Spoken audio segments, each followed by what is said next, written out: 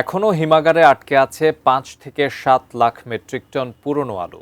নিশ্চিত করা যায়নি কৃষকদের ন্যায্য মূল্য, স্বীকার করলেন কৃষি উপদেষ্টা জাহাঙ্গীর আলম চৌধুরী।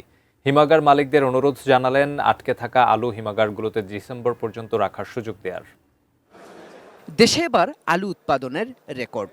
উৎপাদন হয়েছে ১,১২,০০,০০০ মেট্রিক টন, যা চাহিদার চেয়ে বেশি ২২ লাখ মেট্রিক টন। উৎপাদন বেশি হওয়ায় দাম পায়নি কৃষক। কেজিতে লোকসান হয়েছে তার ১০ থেকে ১২ টাকা। এমন বাস্তবতায় দেশে অনুষ্ঠিত হচ্ছে প্রথমবারের মতো আন্তর্জাতিক আলু উৎসব। উদ্দেশ্য আলুর বহুমুখী ব্যবহার, রপ্তানি আর সংরক্ষণ ব্যবস্থা তুলে ধরা। অনুষ্ঠানে বক্তারা এ ব্যাপারে চাইলেন সরকারের সহযোগিতাও। স্পেশাল আপনার মানে মজার কিছু। তাই আমার সিক্রেট ম্যাগি স্বাদে magic from Nestle.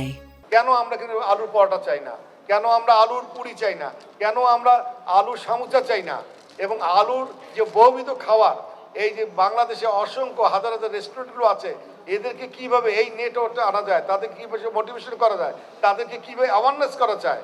Bangladesh coordination এই বিষয়ে কৃষি মন্ত্রণালয়, বাণিজ্য মন্ত্রণালয় বা খাদ্য মন্ত্রণালয়ের সঙ্গে একসঙ্গে কাজ করার জন্য আমরা ইচ্ছা প্রকাশ করছি। চাহিদা কম থাকায় হিমাগারগুলোতে আটকে আছে এখনো ৫ থেকে ৭ লাখ মেট্রিক টন আলু, জানিয়ে বিপাকে কৃষক।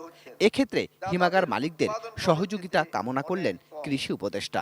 আমি হিমাগার মালিকদের আরেকটা অনুরোধ করব, যদিও আপনারা নভেম্বরের ভিতরে সব আলু বের করে দিতে চান, বাট এবার যেহেতু অনেক হিমাগারে কিন্তু আলু রয়ে গেছে, এই জন্য আপনারা একটু ডিসেম্বর মাসটা এদের একটু সময় দিবেন। যেহেতু আমাদের কৃষি মাঠের যেই খবর, তাতে বলা হয়েছে যে এইবার নতুন আলুটা আসতে ১৫ দিনের মতো দেরি হবে। গোলাম কাদের রবু, এটিএন নিউজ, ঢাকা।